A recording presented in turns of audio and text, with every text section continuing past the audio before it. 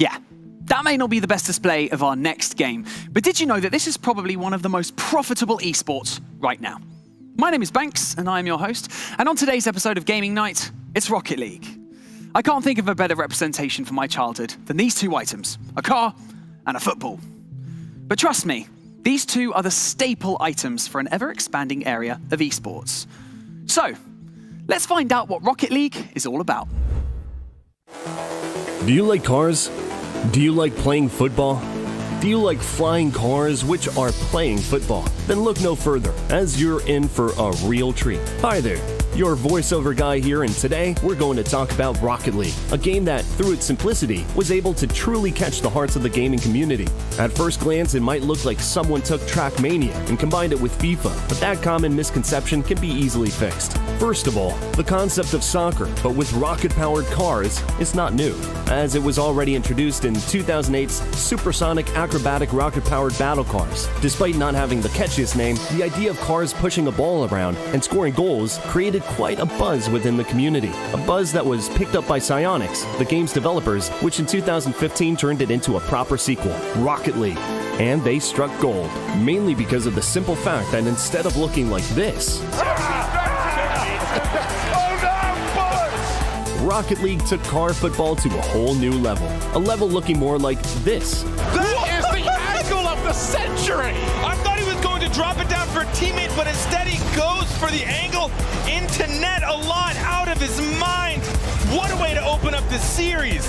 Together with some nice colors, customization options, and even more or less obvious partnerships, all within a game that's as simple as a game can get. 2 teams and 6 cars driving and flying around the field in an attempt to place the ball in the opponent's net. No fancy weapons, no economy, no champions, just rocket cars pushing a ball around, which is probably Rocket League's biggest strength. Because even if you're a casual, you can still be amazed by plays such as this. Oh, what? No way! What, are you kidding me? And players still find new ways to score points, constantly pushing the skill ceiling higher and higher, and with it, the title's popularity. Just look at the numbers from 2018 when Rocket League's player count reached 40 million. It was only a matter of time before Rocket League's idea and skill hidden behind its simplicity would create an environment for a proper competitive scene. A scene that in time spawned such legends as the Dignitas roster or Squishy Muffins with his famous ceiling shots. Pushing now. He puts it through. He's been going for this stuff all season, and he pulls it off here in the most clutch moments. The player to invent the shot himself. And of course, scenes that capture the true essence of competitive gaming. So as you can see, Rocket League has everything you would like to have in a game. It's good for casuals and pros alike, it's fun to watch, and its esports scene is constantly growing and evolving. And you know what? There's more. If football is not your cup of tea, then why not try out basketball? Everyone's invited to push stuff with flying rocket cars. Sure, Rocket League might not be as big as Counter-Strike or Dota 2 when it comes to events and prize money, but it certainly isn't the peak of its story. And with the game now being free to play, soon we might see lots of new sick stunts, maybe even performed by you. High-octane, adrenaline-fueled entertainment. And if your parents tell you that you're wasting your time on playing football or driving a car, you can always tell them it involves a lot of geometry and physics. Speaking of playing football, let's ask my first guest why parents should get behind each and every one of these activities, because he is actually one of the most famous footballers on the planet. Deli, welcome to Gaming Night. How's it going, first and foremost? Yeah, all good, thank you. Good to see you. So we're just going to dive straight in, bit of interview, bit of back and forth, So I got to know you are an avid gamer, as I have seen across the internet and on many people's live streams. What is the first video game you ever played? My first game was, I think it was Mario Kart on like the Nintendo Cube or something like that. Okay, we share the same kind of vibe. I like that. Mario 64 was my favorite on the Nintendo 64. I feel like I'm maybe a bit older. That's a bit of a shame. I think I played that one as well. Good. I like to hear that. Well, I mean, how much time do you spend playing video games now at the moment? Wow. My coaches probably won't like the answer to that.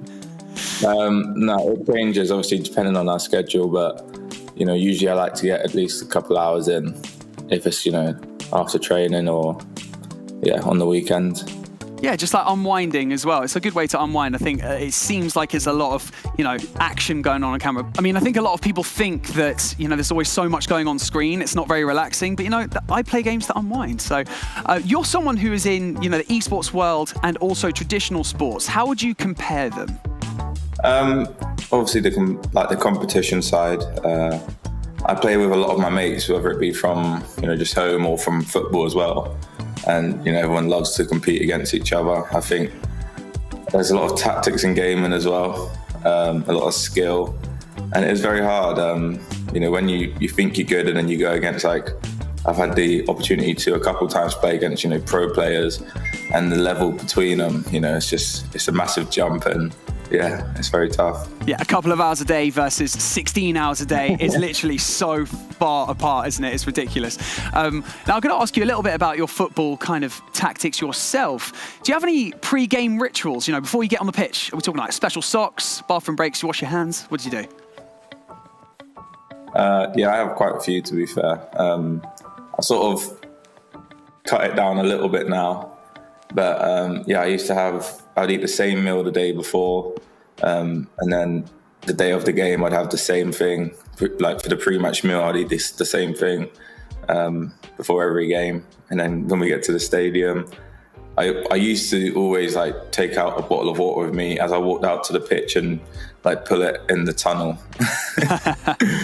So you'd place it for yourself? Yeah, I'd always, and then I always get changed right to left. So I do my right sock and then my left sock and then my right shin pad and then my left shin pad.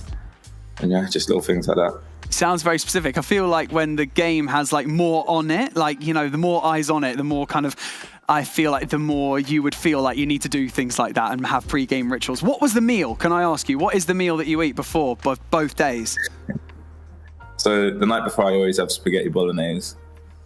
And then the day of the pre-match I'll have, because we always have, obviously it depends on what timing of the day the game is, but if it's a night kickoff or a 3 o'clock kickoff, I'd always have spaghetti bolognese and then 3 Weetabix with sugar.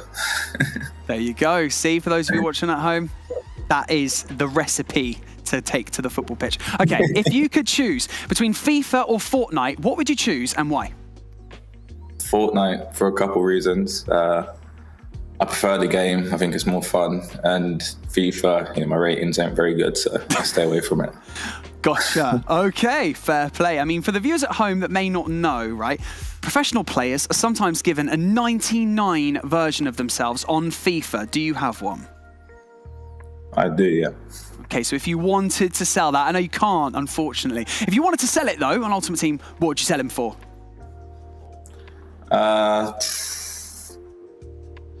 It would have to be, I'm not sure. It would have to be really high because obviously everything's rated 99 on the card. So,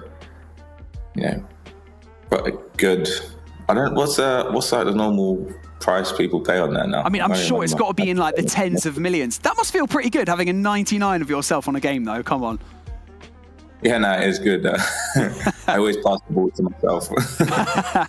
So, okay, let's talk about Spurs a little bit, right? So who would you say is your best friend from Spurs? I mean, the person that you're always hanging out with and the person that, people will always say, oh, they're hanging out again together. I think we've got a good team in terms of good people. A lot of my closest friends have moved on, changed clubs. But now I'd say I get on well with Sonny, Steve Bergwijn, Eric Dyer. I'll probably say Joe Hart, Matt Doherty. Okay, so between you and Joe Hart, who'd win in a game in FIFA? I don't think Joe Hart even knows how to play FIFA. So I won't be asking about accuracy, but I demand honesty. Deli, are you ready for the really tricky questions? We've got an awkward quiz for you. I'm ready. Cool, he's ready. There we go. So you've got about 5 seconds to answer each of these questions, right? So we're going to kick off with the first one. What food could you not live without? Chicken. Who's the last person you called and why? Wait, let me check. I can see.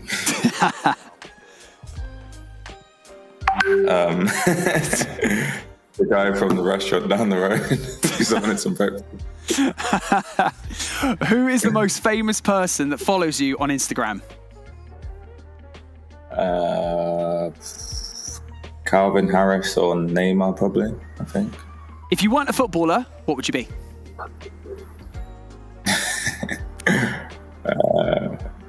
A PE teacher. Out of your teammates at Spurs, who's the best dressed?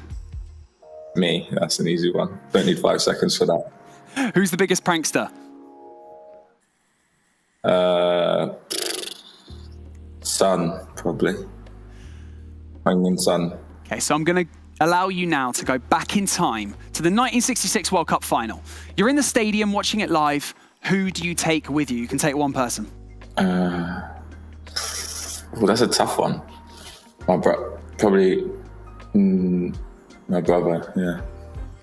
Well, thank you so much for joining me on the tricky quiz. It wasn't so tricky after all. We're going to be checking back with you later in the show for our Spot the Lie quiz. What an absolute gem of a guest. Really into his video games as well, which is what we love to see. But you may not know that there are a plethora of celebs who love these sorts of games too. Let's roll the video.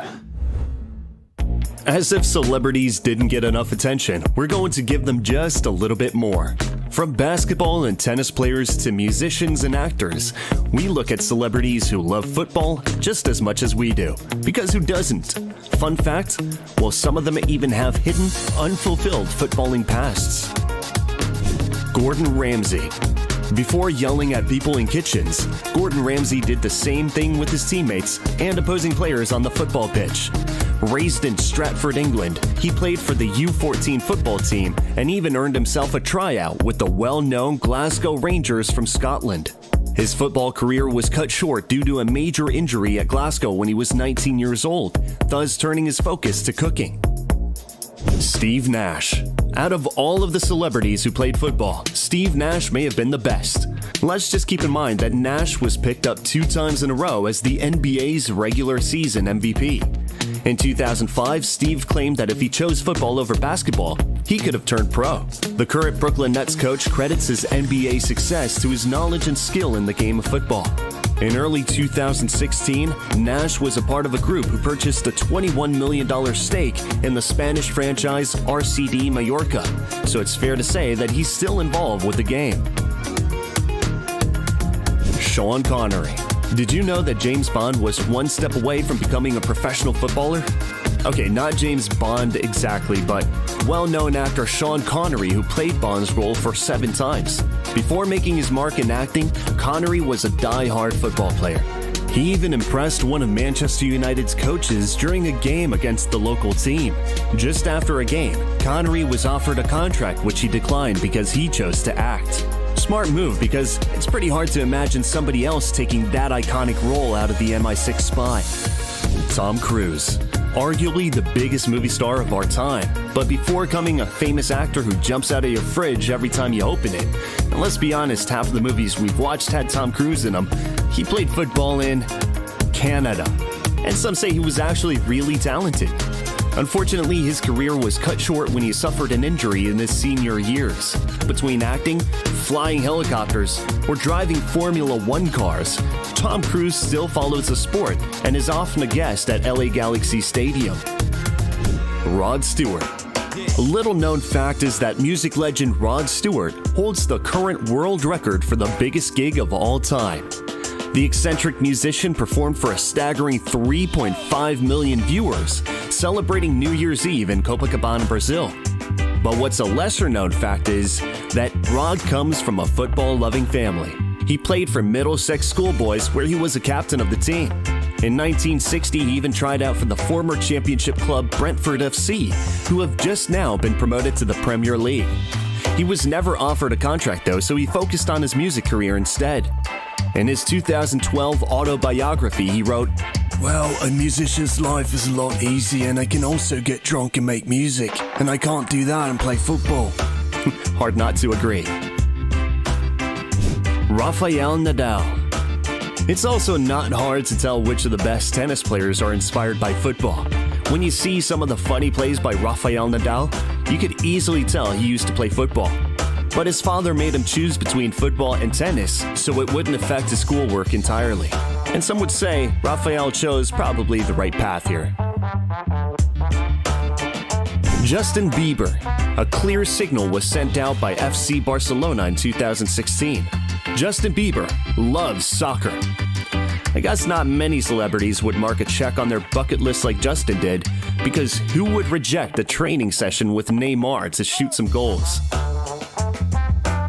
Bob Marley, last but not least, was the greatest artist in the world, and maybe the best football player among the reggae artists. Football is very much a big part of Bob's life story. That was his sport. On tour, he never traveled without a ball. Football is our skills itself, our universe itself. It's pretty clear that celebrities love to play football, but guess what? It goes both ways. Football stars also love show business. But as Neymar once said, Eu não sou herói, sou jogador de futebol. let's stick to the stuff we're best at.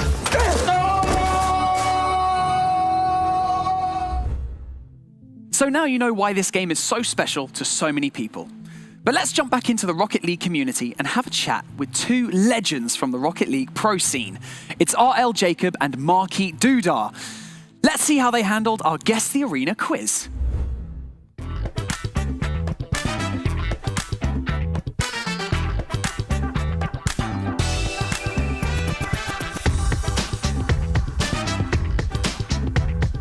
Oh, well, that's too easy.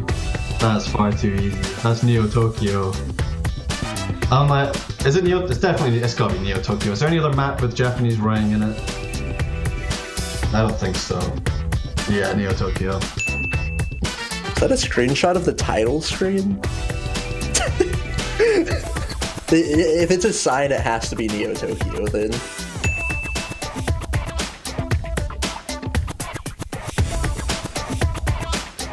It looks a bit dystopian. I don't know. I want to say Beckwith because I don't have a better guess. I think it's Beckwith, and I think that's the floodlight. I think that's grass, and then it's like the city building in the background. I can't really think of any other map it could be. Nothing's coming to my mind. So I'm gonna go with Beckwith Park. Oh, that's one of the first maps that came out with the game. I don't think that it's Manfield, so I'm gonna go with DFH Stadium. Oh, Beckwith Park. Darn. Skyscrapers. I knew it was one of the first maps from the skyscraper, but... Urban. Straight in there. I was in SARP 1 as well. It was in the original, the prequel to Rocket League. I had Urban 100%. I'll re-download and delete Rocket League again if it's not Urban. I'll sit there, I'll watch the bar the whole way. I'll live stream myself sitting watching the bar. Urban all day. I used to be the king here. That's Urban for sure.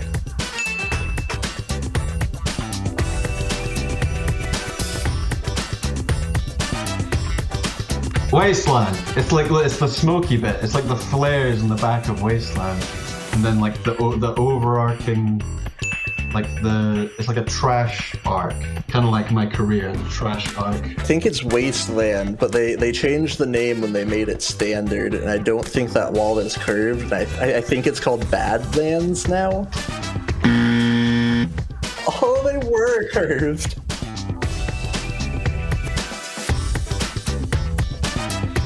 Okay. Ooh, that's Salty Shore Day. Yeah, the paint gave it away. It was so bright. Great picture.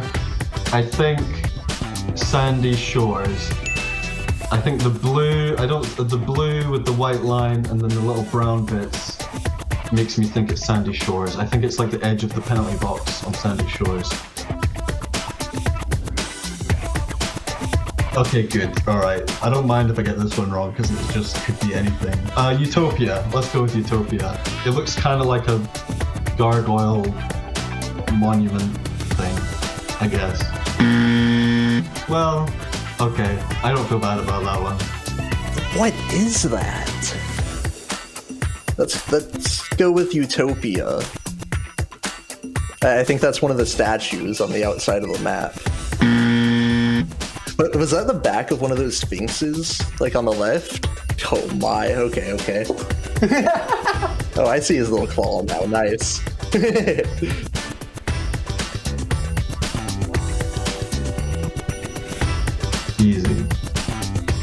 100% Wasteland. It's not Wasteland, I'll delete Rocket League. Easily Wasteland. No! Oh no! Oh! Okay, one sec. Just alt tab and delete Rocket League here. Oh god. I'm a Georgia boy. This looks like home. It's obviously Farmstead. Nice. He knows his stuff, I have to admit, but let's go back to our special guest, Deli. We're going to check if you're good at spotting lies among truths. Do you think you're going to be able to sniff them out, mate? I'll give it a good go. Nice. Okay, so I'll kick you off with the first one. Okay, so A, football was not invented in England.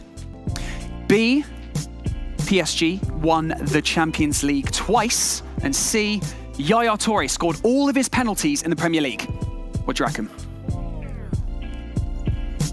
I think it's A. I think football was invented in England, right? I can in fact tell you that football was invented in China in 476 BC, and the way they invented it was they would kick the heads of their victims around in a game. How mental is that?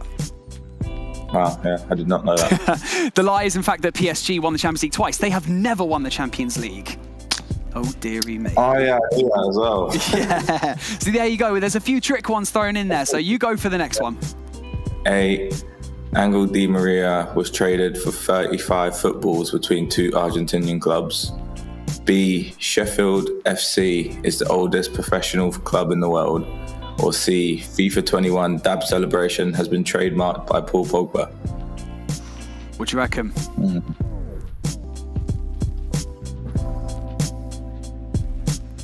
I mean, even though football was invented in China, it seems like it would be a British team that would be the oldest club, right? That first answer's thrown me off now. I'm still thinking about it. Being transferred for 35 footballs. Yeah, I'm gonna go for A. He was traded for 35 footballs, but Rosario paid Torito 35 footballs for Angel Di Maria. How mad is that? Pogba has not trademarked that dab celebration. That would be hilarious if he did, though. Right, I'll go for the next one for you, mate. Okay. Ronaldo, the Brazilian striker, scored the most goals in World Cup history. In 2020, EA earned on FIFA over $1.6 billion US.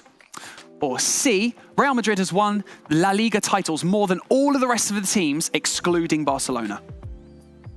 What do you reckon? Wait, the lie is... So which one is the lie? Yeah. C, surely. The lie is that Ronaldo scored the most goals in World Cup history. Klose has scored 16 and Ronaldo scored 15. Okay, A, FIFA 20 hired Pablo Picasso's grandson to design their game cover. B, no English manager has ever won the Premier League title. C, Dele Alli has the same amount of assists in the Premier League as Harry Kane. Oof. So a bit of backstory. Pablo Picasso is like a famous abstract artist. He would draw things using cubes. He would just cubes, and it would just form something. Then you got no English manager has ever won a Premier League title. And do you know if you have the same amount of assists as Harry Kane? I'm pretty sure I had more. I'm going to go with C. Right, the answer that we have is A. And if you guys are wrong, I swear, I'm coming after all of you, because if Dele thinks that he's got more assists, it apparently is a fact that you both have 34. Oh, yeah, he got loads this season, didn't he? We were this season. Okay, I changed my answer to A. So, yeah, the answer is A. There you go. I'll give you a tick on that one. FIFA 20 did not hire Pablo Picasso's grandson. And, yeah, no English manager has ever won the Premier League. That's a bit of a shame, really, isn't it? So, I'm going to do the next one for you. Right, Peter Crouch is 7 feet tall. That's A. B, Swedish striker Zlatan Ibrahimovic has never won the Champions League, but he's played in 6 clubs which have won. And C, Alan Shearer has missed 11 penalties, which is the most ever missed in the Premier League. Have you met Peter Crouch is the first question that I'm thinking off the top of my head. Could you think that he's 7 feet tall? 7 foot? No, I'm going to say A. He can't be 7 foot, surely. He is indeed 6'7", so you are right. He is definitely not 7 feet. Isn't that mad? Zlatan has played for 6 clubs that have won the Champions League, and he hasn't won it out of any of them. A football has remained 20 inches in size since it was invented. B, Cristiano Ronaldo won more Ballon d'Ors than Messi. C, Ronaldinho has scored 23 goals in a single match at the age of 13. I think Messi's won 1 or 2 more, so B's the lie. B is indeed the lie. And a football has remained 28 inches in size since it was invented. How mad is that? But I always feel like when we play them, I always feel like the different sizes, like... It's weird, isn't it? I feel like it's the composition, isn't it? Composition of... Yeah, when they bring out a new ball, I always feel like some are bigger than others, like, that I've played with, but I'm missing that. There you go, the official size has remained. But Deli, you did absolutely great, and it's all about having fun, isn't it? So we absolutely smashed our way through that quiz. Thank you so much for joining us on Games Without Borders and Gaming Night. Really, we do appreciate you taking the time out of your busy schedule to, do this for a great cause. No, thank you. There is one thing that we can't forget about. Gamers Without Borders is for fun, and most importantly, about charity. Speaking of which, I had a chance to sit down and talk with Pascal Barolier, Managing Director of the charity organisation Gavi. I am joined by Pascal Barolier, who's the Managing Director of Public Engagement and Information Services at Gavi, the Vaccine Alliance. Pascal, welcome to Gamers Without Borders. First of all, thank you so much for joining me, and how are you? I'm very well, thank you. Better every day, with the good news coming from, the latest on the pandemic. At least, in the countries where we are lucky enough to have enough vaccines. Of course, the situation is very different in the countries where we work, where, there is still a lot of supply constraints on the vaccine situation. Your organization's ethos centers around all lives have equal value and to ensure that no one is left behind, which is incredibly inspiring because Gamers Without Borders, our mission statement for 2021 is no one left behind. So because each country is impacted differently by the COVID-19 pandemic, have you had to shift focus with each country that gets into a critical state? Well, you see, the pandemic is very dynamic, and maybe the countries from the north, Europe, the US, Canada were hit very hard at the beginning, and we saw relatively few cases in the south, maybe in the developing nations. This is really shifting today. We saw that with India, massively hit by the pandemic. Unfortunately, we had a lot of the supply of vaccines coming from India, and they've had to, of course, use that supply to protect their own people because the situation is so bad in India. Our worries are that the next wave is going to affect much more the developing nations and the countries with the smallest resources. So we need to mobilize and make sure we are able to supply those countries. We have already distributed almost 90 million doses to many nations, but of course this is not enough, and we are hoping that by the end of the year, beginning of 22, we will be distributing close to 2 billion doses to the countries that need them the most. And this is absolutely in line with this campaign of yours, which is about leaving no one behind. Exactly. I mean, you've already mentioned the future, 2021 into 2022 as well. As we progress, it does seem like the grass is getting greener. Thanks to vaccine distribution, Gavi has recently made huge announcements in early June at the Gavi COVAX AMC Summit. Could you please touch on that a little bit? Yeah, so the summit was the occasion for our donor countries to come together and make sure we will be sufficiently resourced to buy the vaccines that we need to go well into 2022. And so they did answer the call. The meeting was called by the Prime Minister of Japan, and pretty much all the nations that are our top donors answered the call and committed billions of dollars to fill the gap. On top of that, there was a whole movement taking stock of the fact that there are supply issues. There was a whole movement joined by the US as well as Team Europe to share doses. Because the richest countries could buy vaccines, could order vaccines.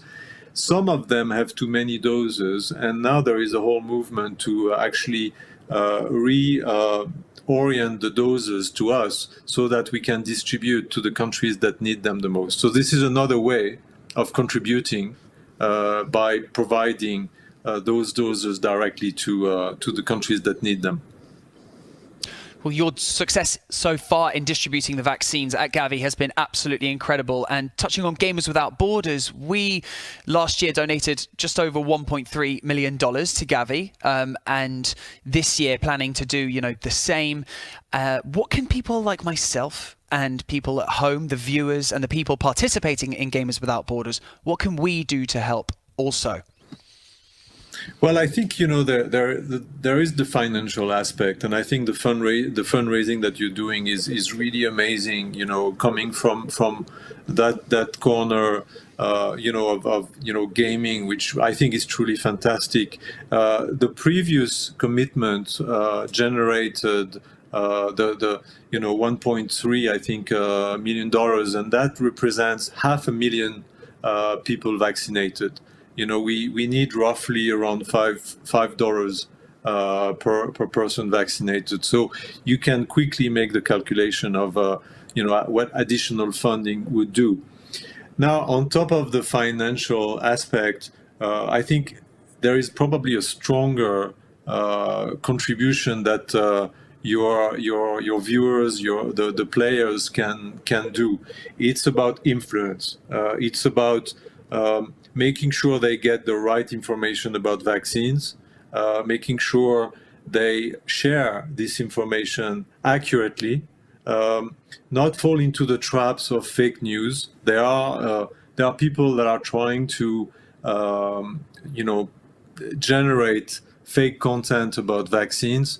One thing we need to be aware of is that vaccines are the fastest way to freedom and getting our life back. Yes, utilizing social media in order to, spread the correct word and, support what needs supporting, everyone that's doing their best to try and fight the COVID-19 pandemic. But Pascal, thank you so much for joining me on Gamers Without Borders. I really do appreciate you taking the time to sit down and have a chat with me. And best of luck at Gavi for the remainder of 2021. Thank you so much for having me. Thank you. Well, that's all for today.